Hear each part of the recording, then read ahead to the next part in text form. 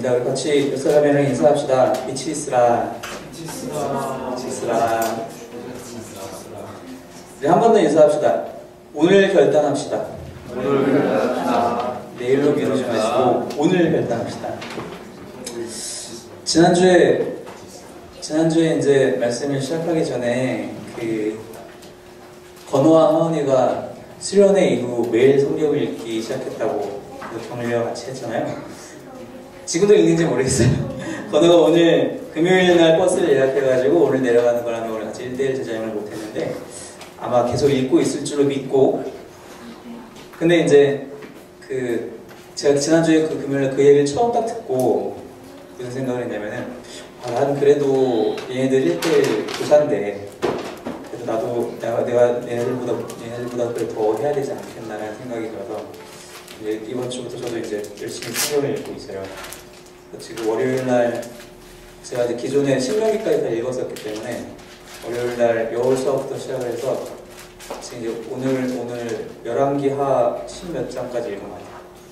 제가 이걸 굳이 설교 동영상에 찍히는 이 와중에 자랑하는 이유는 말을 꺼내놔야 더 열심히 꾸준히 하게 되니까 나중에 이걸 혼자만 하고 있으면은 뭐 아무도 모르게 그만하지 뭐라는 생각이 또 들게 되길 마련이라서 사람이 참 반사하기 때문에 미리 이렇게 얘기를 던져놓고 얘기를 합니다.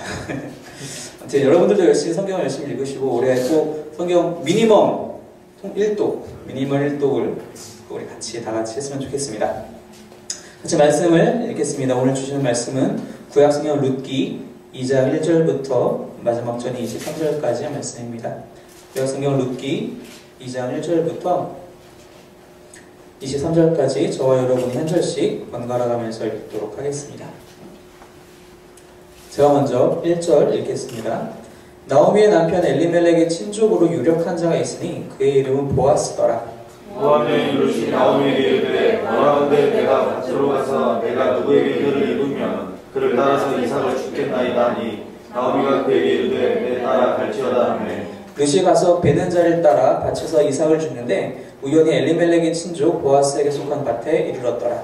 마침 보아스가 그들에게서부터 와서 베는 자들에게 이르되 여호와께서 너희와 함께 하시기를 원하노라 하니 그들이 대답하되 여호와께서 당신에게 복 주시기를 원하나이다 하니라. 보아스가 베는 자들을 거느린 사환에게 이르되 이는 누구의 소녀냐 하니 베는 자를 거느린 사환이 대답하여 이르되 이는 나오미와 함께 모압 지방에서 돌아온 모압 소녀인데 그의 말이 나로 베는 자를 따라 단 사이에서 이삭을 죽게 하소서 하였고 아침부터 와서는 잠시 집에서 쉰 후에 지금까지 계속하는 중이니이다. 보아스가 그에게 이르되 내 딸아 들으라 이삭을 주러 다른 밭으로 가지 말며 여기서 떠나지 말고 나의 소녀들과 함께 있으라. 그들이 베는 밭을 보고 그들을 따르라. 내가 그 소년들에게 명령하여 너를 건드리지 말라 하였느니라. 목이 마르거든 그릇에 가서 소년들이 괴로운 것을 마실지니라 하는지라. 룻이 엎드려 얼굴을 땅에 대고 전하매 그에게 이르되 나는 일반적인 것을 당신이 어찌하여 내게 은혜를 베푸시며 나를 돌보시나이까 하니 보아스가 그에게 대답하여 이르되 내 남편이 죽은 후로 내가 시어머니에게 한 모든 것과 내 부모와 고국을 떠나 전에 알지 못하는 백성에게로 온 일이 내게 분명히 알려졌느니라. 여호와께서 내가 행한 일에 보답하시기를 원하며 이스라엘 하나님 여호와께서 그의 날개 아래 보호를 받으러 내게 온전한 상 주시기를 원하노라 하니라. 룻이 이르되 내 주여 내가 당신께 은혜 입기를 원하나이다. 나는 당신의 하녀 중에 하나와도 같이 못하오나 당신이 이 하녀를 위로하시고 마음을 기쁘게 하는 말씀을 하셨나이다 하니라. 식사할 때 보아스가 룻에게 이르되 이리 와서 떡을 먹으며 내 떡 조각을 초했으리라 하고 룻이 곡식 베는 자 곁에 앉으니 그가 무슨 곡식을 주매 룻이 배불리 먹고 나왔더라. 룻이 이삭을 주우러 일어날 때에 보아스가 자기 소년들에게 명령하여 이르되 그에게 곡식 단 사이에서 죽게 하고 책망하지 말며 또 그를 위하여 곡식 다발에서 조금씩 뽑아버려서 그에게 죽게 하고 꾸짖지 말라 하니라. 룻이 밭에서 저녁까지 죽고 그 주운 것을 떠니 보리가 한 에바쯤 되는지라. 그것을 가지고 성소에서 시어머니에게 그 주운 것을 보이고 그가 배불리 먹고 남긴 것을 내어 시어머니에게 드리매 시어머니가 그에게 이르되 오늘 어디서 주었느냐 어디서 일을 하였느냐 너를 돌본 자에게 복이 있기를 원하노라 하니 룻이 누구에서 일했는지를 시어머니에게 알게 하여 이르되 오늘 일하게 한 사람의 이름은 보아스니이다 하는지라. 나오미가 제 며느리에게 이르되 그가 여호와로부터 복받기를 원하노라. 그가 살아있는 자와 죽은 자에게 은혜를 베풀기를 그치지 아니하노라 하고 나오미가 또 그에게 이르되 우리와 가까우니 우리 기업을 물을 찾으며 하나님이라. 모압 여인 룻이 이르되 그가 내게 또 이르기를 내 추수를 다 마치기까지 너는 내 소년들에게 가까이 있으라 너희다 하니 나오미가 맺는 소리를 따라 너는 그의 소년들과 함께 가라고 다른 곁에서 사람을 만나지 아니한 것이 좋으냐 하는지라. 함께 읽겠습니다. 이에 룻이 보아스의 소년들에게 가까이 있어서 우리 추수와 밀추수를 마치기까지 이삭을 주며 그의 성어머니와 함께 거주하니라. 아멘. 우리 이제 지난주에 룻기를 처음 시작을 하면서 나오미와 룻이 베들레헴 땅까지 어떻게 다시 돌아왔는지 우리가 얘기를 나눴었습니다. 지난 1장의 마지막 부분에 보면 그래서 나오미가 자기가 얼마나 힘든 삶을 겪고 다시 돌아오게 된 10년이라는 시간을 지나면서 얼마나 다양한 일들, 얼마나 괴로운 일들을 많이 겪었는지 얘기를 하는 것을 우리가 보게 되었어요. 그래서 심지어는 나오미가 1장 후반부에 가서 보면은 나를 더 이상 나오미라고 부르지 말아라. 나오미는 기쁨이라는 뜻이 포함되어 있는데 나를 뭐 나오미라고 부르지 말고 나를 마라라고 불러라. 여러분 우리가 제가 이걸 계속 성경 시간에 말씀을 드리지만 우리가 구약 산책을 했잖아요. 구약 산책을 했기 때문에 마라가 무슨 뜻인지 아시죠 이제? 정원자매랑 나라가 끄덕이는데 영광이는 무슨 얘기지 이게 하는 눈빛이 있어요. 마라, 출애굽을 한 이스라엘 백성들이 광야를 처음 들어오면서 여러 지역을 지나다니다가 마라라는 지역에 가서 물을 마시려고 했는데 너무 물이 써서 못 마시는 일들이 있잖아요. 하나님께서 그래서 그 물을 다시 마실 수 있게 또 바꿔주시는 그런 역사가 있었는데 마라라는 단어는 쓰다 그런 뜻을 갖고 있어요. 즉 내 인생이 더 이상 기쁨이 가득하지 않다. 내 인생이 정말 너무나 쓰디쓴 고통으로 가득 차 있다. 이제 나를 마라라고 불러라. 그 정도까지 절망에 빠져있는 나오미의 모습이었습니다. 그런 나오미와 룻이 이제 도착을 했어요. 그래서 지난주 마지막 절, 1장의 마지막 절 마무리되기를 이제는 지금이 이제 볼이 추수할 때이다 하고 이제 마무리가 되죠. 나오미와 룻이 베들레헴에 돌아온 이유가 있었습니다. 그죠? 하나님께서 그 땅에 은혜를 주셨기 때문에 내가 다시 와야겠다, 우리가 같이 가야겠다라고 왔어요. 하지만 이들에게는 가진 것이 아직 아무것도 없습니다. 왜냐? 이들이 농사 지은 것이 아니거든요. 기존에 베들레헴에 살고 있었던 사람들이 농사를 지은 거예요. 본인들이 땅이 없고 농사를 지은 것이 없기 때문에 그 땅에 은혜가 가득한들 아직 이들 나오미와 룻에게는 아직 아무것도 주어진 것, 약속된 것이 없다는 얘기죠. 그런데 그럼에도 불구하고 돌아왔습니다. 돌아와서 어찌할까 하는데 룻이 보기에 시어머니 나오미는 너무 마음이 아픈 큰 상심 상태에 있고 내가 뭐라도 해야겠다. 내가 그래도 어머니 따서 여기까지 왔는데 내가 뭐라도 해야겠다. 그러면서 이제 2절에서 얘기하기를 내가 밭으로 나가서 내가 이삭을 좀 주워보겠습니다. 아마도 이제 나오미에게 얘기를 들었겠죠. 왜냐하면 이스라엘 백성에게는 이삭을 주울 수 있는 그런 율법이 있었어요. 한번 잠깐 볼까요? 레위기 말씀입니다. 레위기 19장의 말씀 한번 볼게요. 레위기 19장 9절과 10절 말씀입니다. 레위기 19장 9절과 10절 말씀 자, 함께 읽겠습니다. 시작. 너희가 너희의 땅에서 곡식을 거둘 때 너는 밭 모퉁이까지 다 거두지 말고 내 떨어진 이삭도 줍지 말며 내 포도원의 열매를 다 따지 말며 내 포도원에 떨어진 열매도 줍지 말고 가난한 사람과 거류민을 위하여 버려두라. 나는 너희의 하나님 여호와이니라. 가난한 사람과 거류민, 여기서 거류민은 이제 이방인을 포함하거든요. 이 사람들을 위해서 너희가 그래도 곡식의 일부를 너무 깔끔하게 다 줍지 말고 다 추수하지 말고 그들도 먹을 수 있게 좀 두어라. 그들은 경작할 여건도 안 되기 때문에 얼마나 어렵겠느냐. 하나님께서 그렇게 율법과 함께 주시는 말씀이죠. 아마 룻이 나오미한테 그 얘기를 들었나 봐요. 그래서 내가 이제 이삭을 주우러 가야겠다. 어디 가서라도 좀 내가 은혜를 받게 되면은 좀 이삭을 좀 주어서 오늘 하루라도 그래도 연명할 수 있지 않을까 하는 마음에 이제 나가겠습니다. 그랬더니 이 나오미가 하는 말, 그래 내 땅 갈지어다 허락을 하죠. 너무 힘이 없어요. 그리고 나서 이제 룻은 찾아갑니다. 어딜 갈까 하다 보니까 이제 추수할 때가 여러 사람들이 추수를 하고 있잖아요. 나도 저기 껴가지고 뒤에서 이렇게 조금씩 주워야겠다. 계속 이삭을 줍고 있는데 3절에 보니까 밭에서 이삭을 줍는데 우연히 엘리멜렉의 친족 보아스에게 속한 밭에 이르렀더라. 우리는 사실 룻기의 내용을 다 압니다. 그죠? 마지막까지 다 읽었든 남한테 들었든 이야기는 다 알아요. 그리고 이 보아스가 나중에 어떠한 일을 하게 될지도 우리가 알고 있습니다. 룻이 우연히 보아스에 속한 밭에 도착을 하게 됩니다. 여러분, 왜 이 룻기의 저자가 여기에 이러한 단어들을 넣어놨을까요? 왜 우연히 보아스의 밭에 이르렀다라고 표현했을까요?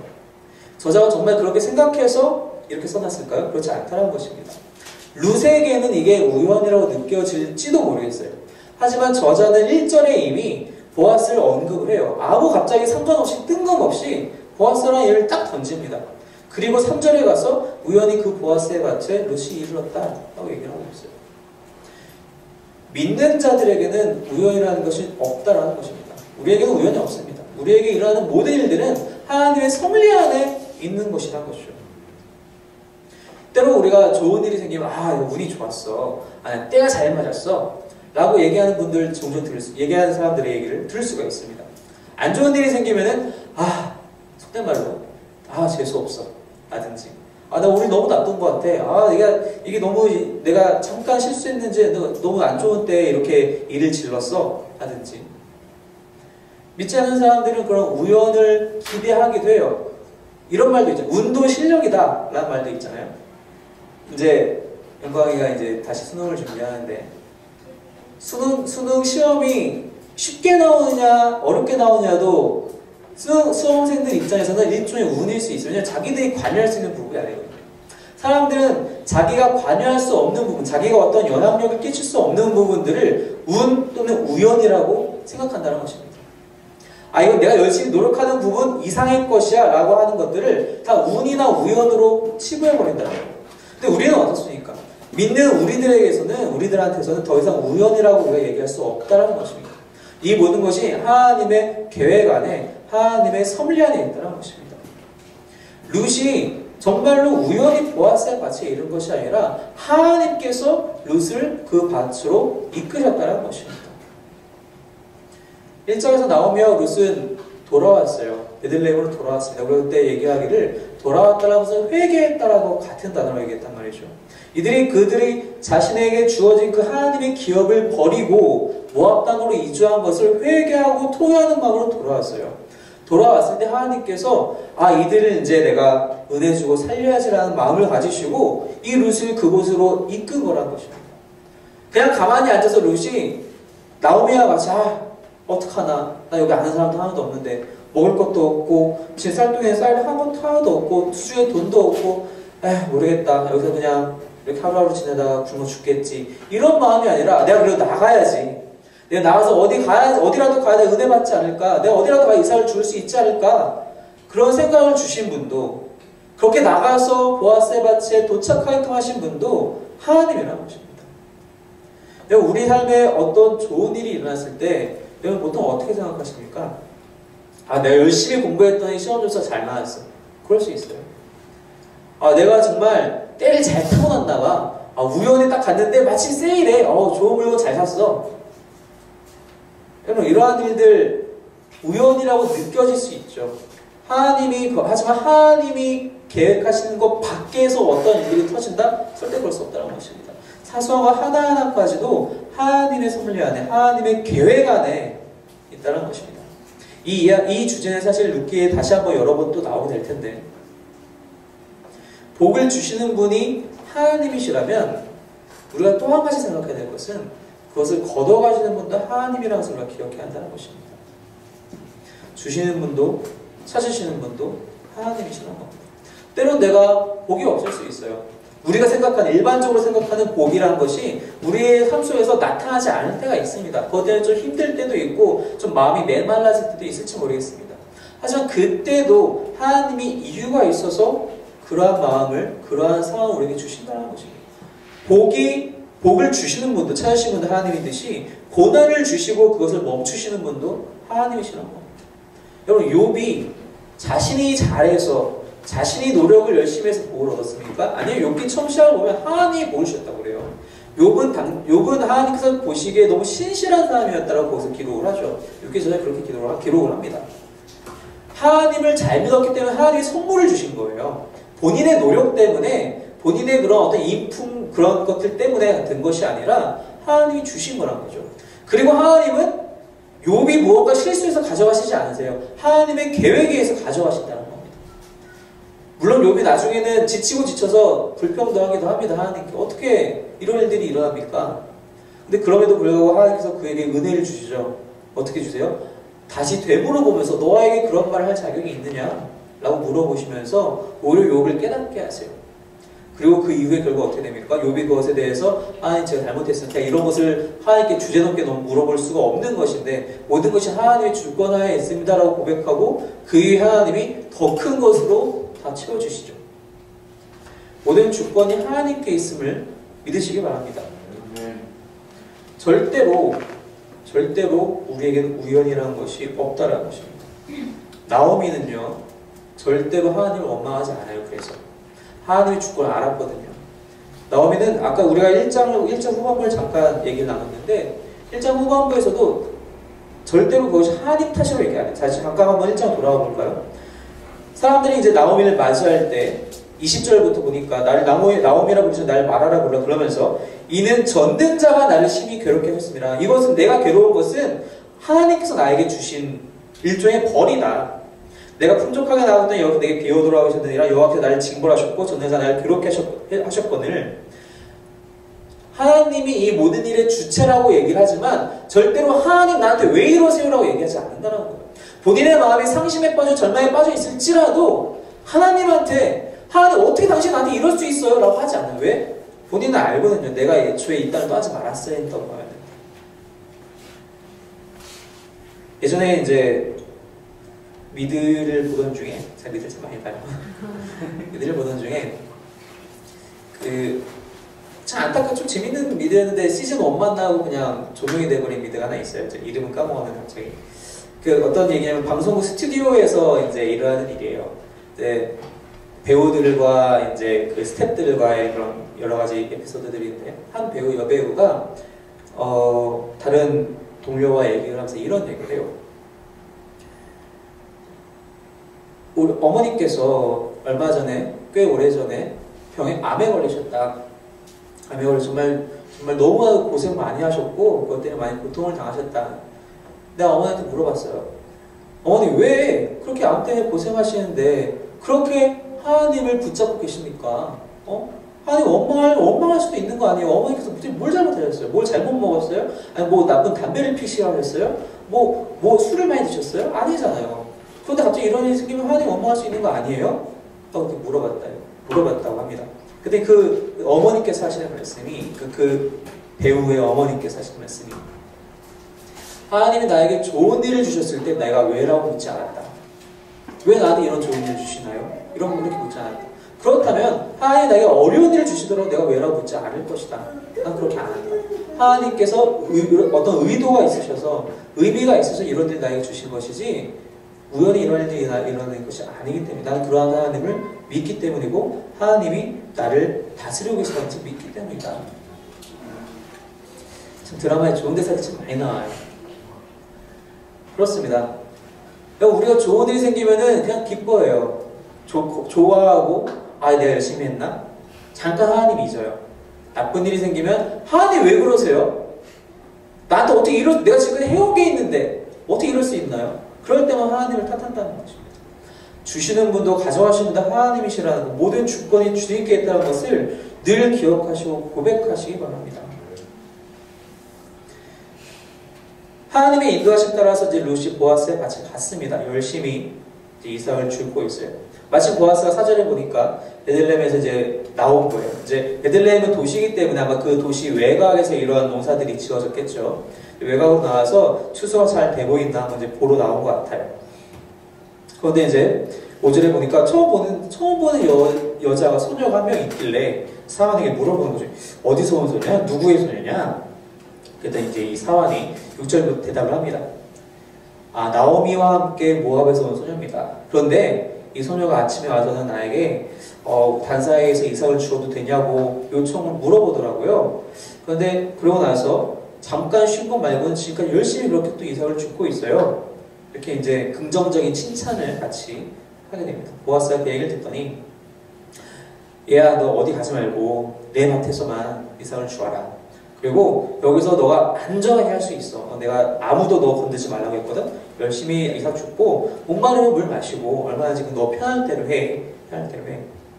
여러분, 이 중근동 지방은 물이 귀한 동네잖아요. 오죽하면은 아브라함의 종이 그 이삭의 철을 이제 찾기 위해서 멀리까지 갔을 때, 아, 하나님, 내가 내 낙타들과 약대들, 나까지 다 물먹이는 처자가 나오면 내가 바로 그 사람이 하나님께서 말씀하시는 연예인인지 알겠습니다. 그거 괜히 하는 소리가 아니거든요. 누구나 그렇게 할 수 있으면 그런 기도 안 했죠. 정말 힘든 일이기 때문에, 물이력이 그만큼 귀하기 때문에. 근데 이 보아스가 루스에게 목말라? 언제든지 가서 마셔. 내 소년들이 너를 위해서 다 물 떠줄 거야. 걱정 마. 대단한 복을 대단한 선물을 지금 주고 있는 거거든요. 그러니까 루시 바로 반응을 하죠. 10절에 보니까 나는 이방 여인인데, 난 이방에 사는데 당신께서 이렇게 놀라운 은혜를 베푸시나이까. 보아스가 내가 이러이러한 너의 이야기를 다 들었다. 그러니까 너 열심히 여기서 절대 다른 데 가지 말고 열심히 해. 밥 먹을 때도 따로 이제 불러가지고 많이 주고 14절 이후에 보니까 계속 그런 얘기를 하고 있죠. 여러분, 사실 이 이야기가 우리는 뭐 내용만은 피상적인 내용만 다 알고 있으니까 아, 이러이러했겠지 생각할 수 있지만 이 루스에게 있어서는요, 전혀 정말 예상치 못한 일들이에요. 루스는 지금 보아스가 엘리멜렉의 친구인지 모르거든요. 생판 처음 보는 남자가 와서는 자기한테 너무 좋은 친절을 베풀고 있는 거예요. 게다가 아까 사환이 얘기할 때 이 소녀가 와가지고 단 사이에서 베는 자를 따라 단 사이에서 이삭을 죽게 해달라고 요청했습니다 라고 했어요. 그러면서 이제 보아스가 그래서 허락을 하거든요. 이 뒤에 가서. 여러분, 아까 우리가 레위기 말씀 읽었잖아요. 가난한 사람들, 거류민들은 누구나 가서 이삭을 죽을 수 있어요. 규례의 율법에 나와 있다는 얘기예요. 그 말은 요청이 필요 없다는 뜻이에요. 근데 룻은 왜 요청을 하고 있을까? 두 가지 서로 다른 이유를 생각해 볼 수 있는데, 첫 번째는 당시의 사람들이 이 규례는 알고 있었지만 이 규례대로 지키는 사람이 아마 없었던 것 같아요. 무슨 뜻이냐? 신명기 말씀을 잠깐 볼게요. 신명기 24장 19절 말씀입니다. 신명기 24장 19절 말씀입니다.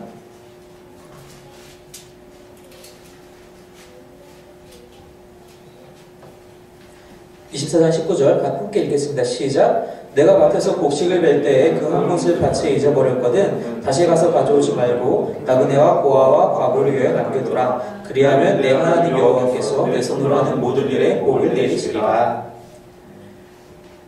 이 레위기에서 우리가 아까 읽은 그 규례를 지키면은 그 지키는 자에게는 하나님께서 복을 주실 것이라고 약속을 하는 장면이잖아요.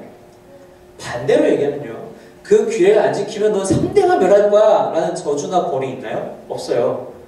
사람들은 거기에 포커스를 맞추죠. 자기 이익되는 걸로 사람들은 언제나 포커스를 맞추거든요. 당시의 사람들이 이 규례를 복 주는 규례이지 하지만 내가 벌 받는 규례는 아니구나, 안 지켜야 되겠다, 저 한 톨이 아까운데. 안 그래도 지금 베들레헴은 왜 애초에 이들이 모압 땅으로 떠났나요? 가뭄이 있어서 기근이 있어서 떠났단 말이죠. 그 기근이 끝나고 인제 농사다운 농사를 지어서 추수를 하는 건데 어느 누가 한 톨이라도 주고 싶겠어요. 그런 상황이라는 거예요.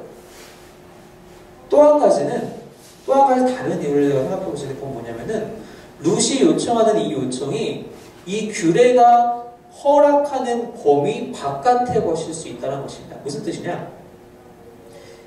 추수하는 사람, 요즘은 뭐 추수할 때, 농사지고 추수할 때 그냥 혼자 그 기계 콤바인이라고 그러나요? 쑥 지나가면은 낯을 싹 다 하고 알곡 다 털어서 하나 쪽에 다 그대로 다 넣어주고 이 볕단들은 빈 것들은 다 나오는, 한 사람이 수천 평을 혼자 다 할 수 있잖아요. 당시에는 그런 게 없단 말이에요. 당시에는 이제 사람들이 인부들이 두 조로 나뉘어서 편의상 A조, B조라고 하면 A조가 먼저 낯을 들고 가요. 이렇게 잡고 베고 농사 지어보신 분들 아시겠지만, 혹은 대민족 갔다 오셨으면 아시겠지만 잡고 베고 합니다. 그리고 그것을 뒤에 놔요. 그렇게 해서 계속 나가는 거예요. A조는. B조는 뒤에서 그렇게 된 것들을 다 모아서 묶어요. 그리고 가져갈 수 있게. 그 이상을 주는 사람은 어디서 등장하냐? 이 B조 뒤에서 등장하는 거예요. 이 B조 뒤에서 그 사람들이 묶으면서 이렇게 딱 첫 A조와 땅에 둘 때, 그리고 B조와 땅에 둔 것을 다시 들고 묶을 때 나달이 떨어지잖아요. 그 떨어진 것들을 이제 주워가는 거예요. 그게 이제 과부들, 고아들, 거류민들이 주울 수 있는 한도였더라는 거예요. 근데 지금 이 룻이 요청하는 것은 뭐냐면은 4절에 7절에 보니까 그의 말이 나로 베는 자를 따라서 단 사이에서 이삭을 죽게 하옵소서라고 요청하였습니다. 즉 A조와 B조 사이에서 자기가 이삭을 죽겠다라고 하는 거예요. 룻은 지금. 다른 사람들은 지금 이 B조 뒤에서 기다리고 있는데 룻이 당당하게 와서는, 그것도 이방 소녀가 와서는 당당하게 나는 저 A조 B조 사이에서 죽을게요 라고 얘기를 하는 거예요. 이 사환은 아무래도 만약에 이 사환이 우리가 그 사환의 입장이라면 벙칠 수 있어요. 얘는 도대체 뭔데 갑자기 튀어나와가지고 내가 자기가 거기서 어드밴티지를 받겠다라고 하는 거야. 얘는 뭐지? 근데 어쨌든 허용된 범위에서 열심히 주었나봐요 또. 근데 이제 사환이 그래서 그렇게 해서 보아스한테 얘기를 하는 거죠. 그리고 그 보아스는요, 그래서 허락을 합니다. 규례보다 더한 것인데도 허락을 해요. 그렇지 않다 하더라도 본인이 꼭 지키지 않아도 될 의무, 즉 이삭 죽기를 허용하지 않아도 되지만 그것을 허용하고 있어요. 무슨 뜻이냐? 우리가 알다시피 이 보아스는, 룻기에 나오는 보아스는 사실 그리스도를 예표합니다. 하나님께서, 즉 예수 그리스도께서 우리에게 베푸시는 은혜는 놀랍다라는 것입니다. 우리의 예상을 벗어난다는 거예요. 룻의 입장에서 보자면, 룻의 입장을 우리의 입장을 룻에 투영한다면 우리가 하나님께 구해야 될 것은 당당하게 구해야 된다는 것입니다. 말이 좀 잘못 와닿을 수 있는데 다시 얘기하자면, 우리가 하나님께 무언가를 구할 때 우리가 하나님의 자녀된 존재로서 주님께 당당하게 나아가서 은혜를 구할 수 있다는 것입니다. 히브리서 기자가 그래서 어떻게 얘기를 합니까? 한번 같이 말씀해 볼까요? 신약성경으로 와서 히브리서 4장, 너무 잘 아는 말씀이죠. 히브리서 4장 16절 말씀입니다. 4장 16절, 히브리서 4장 16절 같이 읽겠습니다. 시작. 그러므로 우리는 긍휼하심을 받고 때를 따라 돕는 은혜를 얻기 위하여 은혜의 보좌 앞에 담대히 나아갈 것이니라. 담대히 나아가야 된다는 겁니다. 하나님이 나에게 은혜 주시는 분이시라는 걸 우리가 믿고 있으면요, 가서 담대하게 당당하게 구하라는 것입니다. 우리가 더 이상 죄의 종이 아닌 이상 우리가 하나님의 자녀인 만큼 당당하게 구할 수 있어야 한다는 것입니다. 그리고 그럴 때 하나님께서는 주신다라는 거예요. 하나님께서는 주신다는 것입니다. 때로 우리가 잘못 생각할 때가 있어요. 무슨 뜻이냐? 그래? 그럼 내가 뭐든지 구하면 되는 거야? 그래서 막 열심히 기도를 해요. 이것도 주시고 저것도 주시고. 근데 안 돼요. 왜 안 되죠? 분명히 말씀에서는, 지금 우리가 방금 읽은 약속에서는 말씀에 분명히 나오라고, 당당하게 구하라고 그랬는데 안 돼요. 왜 안 되는 거죠? 그렇죠. 우리 한 가지를 잊은 거예요. 야고보서 말씀 봅시다. 바로 히브리서 바로 다음에 있는 야고보서 4장 3절입니다. 야고보서 4장 3절 이렇게 읽겠습니다. 시작. 구하여도 받지 못함은 정욕으로 쓰려고 잘못 구하기 때문이라. 우리가 그렇게 구하기 때문에 사실 못 받는 거라는 거예요. 내가 이미 집이 50평에 살고 있는데 하나님 저 100평짜리 집 살고 싶어요. 필요합니까? 만약에 나 혼자 사는 집이라면 내 욕심과 내 명예와 내 나의 만족 때문에 구하는 것이라면 아무 의미 없다는 거죠. 룻은 지금 왜 이걸 당당하게 구하는 거예요? 룻은 지금 부끄러워할 틈도 없어요. 자기와 자기 시어머니 나오미가 당장 굶어 죽게 생겼어요. 자기 생명에 달린 일이에요. 생존이 걸린 일이에요. 룻은 사실 얼굴 철판 딱 깔고 가는 거예요. 그랬을 때 보아스가 그래 그렇게 해. 종종 이제 기사화되는 일들 중에 어머니의 놀라운 능력 이런 거 점점 나오잖아요. 자기 아이가 차 밑에 깔렸을 때 트럭을 들어버리는 어머니, 혹은 자신의 아이가 정말 굶어 죽고 굶어갈 때 평소에는 그냥 조신하게 물건값도 제대로 못 끄시던 그런 분들이 나가서는 자기가 뭐라도 팔아야지 하면서 얼굴 철판 깔고 시장 바닥에 앉아서 뭐라도 이렇게 나물이라도 캐서 파는 그런 어머니의 모습들. 생존을 위해서 가장 필요한 필수적인 것을 위해서 그렇게 하시는 거거든요. 우리는 무엇을 구하고 있냐는 겁니다. 우리는 당당히 구할 수 있는 자격이 있어요. 그런데 그 자격을 우리가 어디에 쓰고 있냐는 것입니다. 내 욕심을 위해서 구할 때가 너무나 많다는 것입니다. 이미 주신 은혜가 이만큼 있는데 그것은 우리가 받았다고 느끼지 않는 거예요. 아까 얘기한 것처럼 이건 운이야. 이건 내 노력이야. 재수가 좋았어. 그리고 이에 더한 것들을 하나님 나 이거 주세요. 나 이제 차 이제 아반떼 타니까 이거 됐어요. 나 이제 그랜저 주세요. 이거랑 이런 거예요. 지금 우리가 하고 있는 것들이. 하지만 우리가 방금 읽은 것처럼 구하여도 받지 못하면 점용으로서 잘못 구하기 때문이라는 것입니다. 그럼 여러분들이 평상시에 하시는 기도들을 면밀히 뒤돌아보시기 바랍니다. 내가 진짜 이것을 왜 구하고 있는가? 내가 지금 이것을 구함으로써 하나님의 이름이 드러나는 것인가? 아니면 내 이름이 높아지는 것인가? 생존을 위해서 구할 롯은 그 은혜를 받습니다. 사실 사환에게 처음 롯이 물어봤을 때 확답을 듣지 못했어요. 그죠? 왜냐하면 사환도 사실 그럴 만한 그 자신의 그 영향권이 아니거든요. 근데 어쨌든 롯은 열심히 또 가서 일을 해요. 사환이 얘기하는 것처럼 그렇게 요청한 것으로 그냥 요청하고 나서 가만히 이렇게 서 있어 기다리는 것이 아니라 보아스가 올 때까지 기다리는 것이 아니라 또 열심히 일을 했다고 그래요. 또 자신의 형된 범위에서 또 열심히 또 하는 거예요.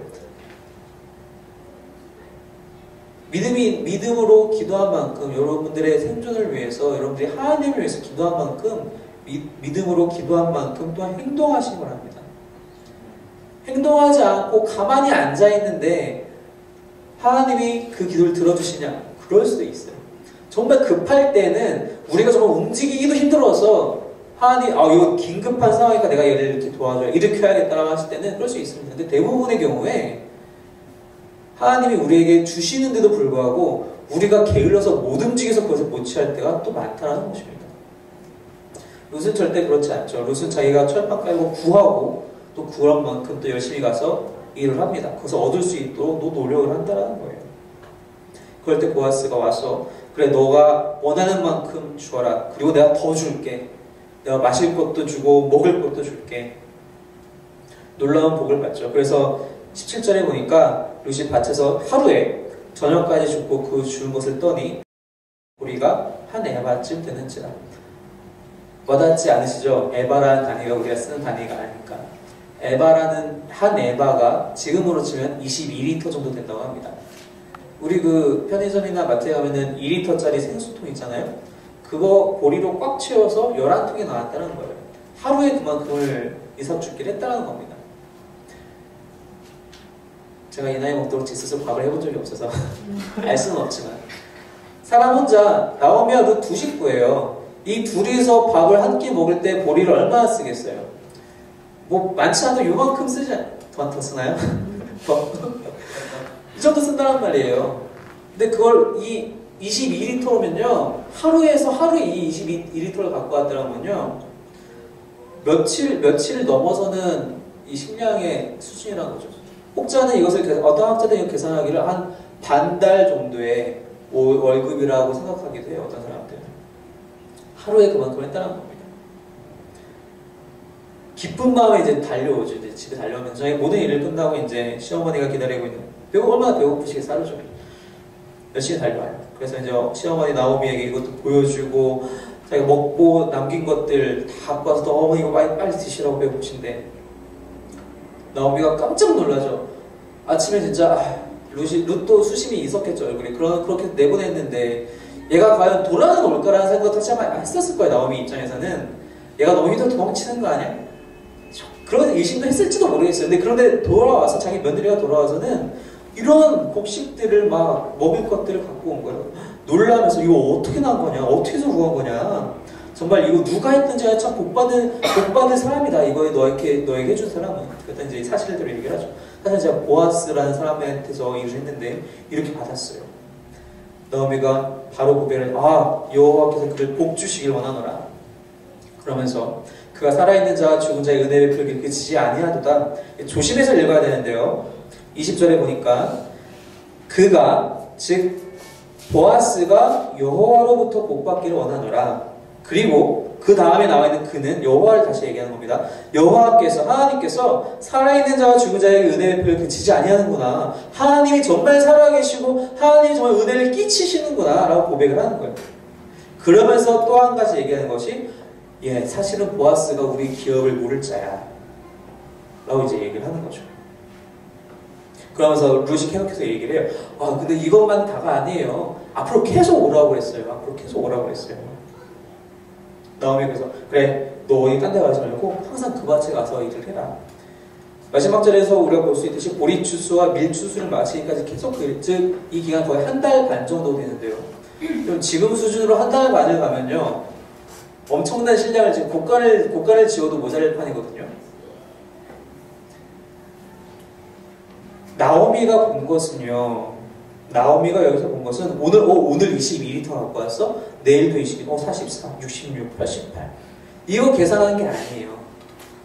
이거 보리추수 밀추수 한 달 반 동안 내가 이만큼 받겠거니 그 계산을 사실 하고 있는 것이 아니란 겁니다. 사실 이 나오미와 루스에게는 사실 어떠한 것도 약속되어 있진 않아요. 딱 한 가지 보아스가 그냥 계속 우리 집에 와서 추수할 때 이사 줘 여기까지만 얘기했다는 말이죠. 근데 나오미는요 머릿속에서 지나갔는데 뭐가 지나갔느냐? 하나님의 말씀이 지나간 거예요. 하나님이 이 이스라엘 백성들에게 주신 율법의 말씀이 싹 지나간 거예요. 기업 물을 자구나. 보아스 엘리멜렉의 친족인데 기업 물을 자. 거기까지 싹 지나간 거거든요. 그리고 희망을 봅니다. 이 일이 여기까지 가겠구나. 내 예상이 맞다면 이것이 하나님의 은혜라면 이 일이 여기까지 가겠구나. 단지 내일 한 번 더 가서 21리터를 또 갖고 오는 것이 다가 아니라 더한 것이 있겠구나. 사실 이 나오미도 사실 만만치 않아요. 무슨 뜻이냐면은 나오미가 지금 예상하는 것도 예상 밖의 일을 지금 구하고 있는 건데 무슨 뜻이냐면 이 이스라엘 백성들의 율법에 있는 그 기업 물자라는 것은요 원래의 의미는 너무너무 가난해서 한 사람이 너무너무 가난해서 자신이 기업으로 받은 땅을 팔 지경에 이르렀을 때 사실 이스라엘 백성은 서로 땅 매매를 할 수 없어요. 왜냐하면 하나님이 주신 것이기 때문에 그 땅은 그 가문에 종속되는 것이거든요. 근데 땅을 팔 수는 없는데 대신 임대를 하는 거예요. 즉 소유권을 주는 것이 아니라 사용권을 파는 거거든요. 그렇게 사용권을 누군가에게 팔게 되면은 이 기업 물을 자가 해야 될 일은 요청했을 때 다시 사줘야 되는 거예요. 왜냐면은 자기가 그 땅을 사용 못하면은 그 땅에서 농사도 못 짓고 양이나 그 염소들한테 그 꼴도 못 주잖아요. 그렇기 때문에 그 사용권을 팔았다 치더라도 나중에 다시 사서 이 원래의 주인에게 돌려주는 게 기업 물을 자의 일이라는 것입니다. 일종의 의무라는 것이죠. 그것이 제일 첫 번째 의무이고 두 번째로 또 이 기업 물을 자는 본인 스스로가 너무 가난해서 이제 사용권을 팔 것도 없고 노예로 본인 스스로를 팔았을 때 그렇게 자신 스스로가 팔려갔을 때 다시 이 사람을 그 상한 사람한테서 되사오는 역할을 또 기업 물을 자가 해요. 이것뿐만이 아니라 누군가 죽게 되면 그 사람에 대한 보복 역시 기업 물을 자가 하는 겁니다. 근데 지금 나오미가 바라는 건요 그 정도 수준이 아니라 애를 낳아줄 자를 지금 기다리고 있는 거예요. 나오미가 1장에서 얘기했잖아요. 너희가 무슨 희망에서 나를 따라오냐. 나는 지금 애 낳을 수 있는 상황이 아니야. 남편을 구해도 애를 못 낳는 나이야. 너희는 그냥 알아서 제발 길 가렴. 그 정도인데 나오미는 여기 와서 이제 2장 후반부에 와서 희망을 보는데 얘네들이 이제 결혼할 수 있겠다. 그래서 애를 낳을 수 있겠다. 그래서 엘리멜렉의 그 가문의 그 기업이 쭉 이어갈 수 있겠구나까지 봐요. 1장에서 마지막에 나를 말하라고 부르라고 했던 나오미의 모습이 2장 후반에서 완전한 희망으로 바뀝니다. 우리가 아까는 이 마지막을 위해서 얘기하지 않았는데 12절에 보면요. 오늘 본문 12절에 보면요. 보아스가 루스에게 얘기하기를 여호와께서 너가 행한 일을 보답하시 원하며 그러면서 얘기하기를 너에게 온전한 상 주시길 원하노라 라고 스스로 얘기를 해요. 본인이 여기서 보아스를 알고 얘기한 것이 아니거든요. 보아스가 주는 한 에바의 곡식이 온전한 상입니까? 그렇지 않아요. 며칠 지나면 그 양식 떨어집니다. 그 다음날 또 추수한 또 이삭 죽는다고 해서 그것이 연장되긴 하지만 역시 또 떨어집니다. 하루하루 연명하는 것으로는 온전한 상이라고 하나님이 주시는 여호와께서 허락하시는 온전한 상이라고 할 수 없어요. 나오미는 그런데 그 온전한 상을 이제 보게 된다는 것입니다. 이것이 바로 하나님의 은혜라는 것입니다. 이 룻기 전체를 지배하고 있는 하나님의 은혜, 그 히브리어로 하면 헤세드라는 뜻인데요. 하나님의 은혜가 이들에게 임하니 하나님의 소망을 보게 된다는 것입니다. 아직 이날 당일만으로 보면요, 사실 룻과 나오미에게 희망이 있다고 얘기할 수는 없어요. 오늘 복이 더한 거죠. 믿지 않는 사람이 보면은 야 오늘 운 좋았네 이렇게 얘기가 딱 쉬운 상황이거든요. 하지만 나오미는 희망을 봅니다. 여러분 또한 역시 희망을 보시기 바랍니다. 여러분 우리에게 희망이라는 것이 무엇입니까? 여러분 우리가 얘기하는 희망은요 단지 긍정적인 생각을 얘기하는 것이 아닙니다. 아, 잘 될 거야. 그래, 잘 될 거야. 걱정 마. 토닥토닥. 이게 희망이 아니라는 거예요. 여러분 우리가 세상 사람들과 같은 단어를 같은 뜻으로 사용하고 있으면요 다를 게 없어요. 세상 사람들이 희망을 그렇게 생각할지 모르겠지만 우리가 생각하는 희망은 다르다는 것입니다. 나오미가 본 희망은요 세 가지 이유가 있어요. 아무 그런 근거도 없이 나오미의 희망을 갖는 것이 아니에요. 세 가지가 무엇이냐? 첫째, 하나님은 살아계시다. 여호와 하나님 살아계시구나. 둘째, 그 하나님이 나에게 복 주신다고 말씀으로 약속하셨구나. 율법을 기억하잖아요. 셋째, 그 증거를 봐요. 왜? 보아스가 은혜 준 걸 봤어요. 아, 이거 하나님이 보아스를 통해서 우리에게 은혜 주시는 거구나. 이 세 가지가 딱 조합되는 순간 나오미는 기업물을 따라는 희망을 본다는 겁니다. 아, 하나님, 살아계신 하나님, 그분의 약속된 말씀, 그리고 그것을 성취하는 자. 여러분 우리에게 왜 희망이 있습니까? 하나님이 살아계십니다. 그분이 말씀으로 약속하셨어요. 우리를 복 주시겠다, 우리를 구원하시겠다 약속하셨어요. 증거가 어떻게 나타납니까? 십자가에서 예수 그리스도 나타났습니다. 우리에게 이 세 가지 다 있어요. 우리는 그런 희망을 가질 수 있다는 겁니다. 내 삶이 얼마나 지금 당장 처참하고 앞날이 깜깜하고 내가 가진 건 아무것도 없다 할지라도 우리는 희망이 있다는 거예요. 이 세 가지가 우리에게 충족된 이상, 내가 이것을 믿고 있는 이상 우리는 희망으로 살아갈 수 있다는 것입니다. 우리가 소망을 두고 하나님께 소망을 두고 살아갈 수 있다는 것입니다. 왜 보아스가 그리스도를 예표하느냐? 바로 여기서 이렇게 드러난다는 거예요. 나오미가 보아스를 보면서 하나님을 소망하게 되었듯이 우리가 예수님을 보면서 하나님을 소망하고 살아갈 수 있다는 것입니다. 지금 당장 내가 내 주머니에 돈이 한 푼도 없고 내 곳간에 쌀이 하나도 없더라도 우리 희망을 가질 수 있다는 것입니다. 하나님이 나를 구원하시는 하나님이시라는 것, 나에게 복 주시길, 은혜 베푸시길 원하는, 그것도 간절히 원하시는 하나님이시라는 것을 우리가 믿어야 한다는 것입니다. 바로 그러한 희망이 우리한테 필요하다는 것입니다. 성도 여러분, 어떠한 것도 우리에게 우연이 없으며 우리에게 운이 없습니다. 하나님께서는 계획하셨습니다. 하나님은 이 룻을 왜 이렇게까지 인도하실 계획하셨을까요? 룻을 통해서 다윗 왕이 나오고 그리고 예수께서 태어나시기 때문입니다. 하나님은요, 사실 솔직히 얘기하면 룻 버릴 수 있었어요. 예수님이, 우리가 얼마 전에도 설교 말씀에 있었는데 예수님이 그 수로보니게 여인한테 야, 이방인한테 줄 것은 없거든? 정말 그렇게 얄미운 말투를 하셨을까요? 아니에요. 그 여인의 믿음을 시험한 거란 말이죠. 하나님이 룻을 바로 그렇게 하고 계시고 룻이 그것을 견뎌내고 그 은혜를 취했다는 것이다.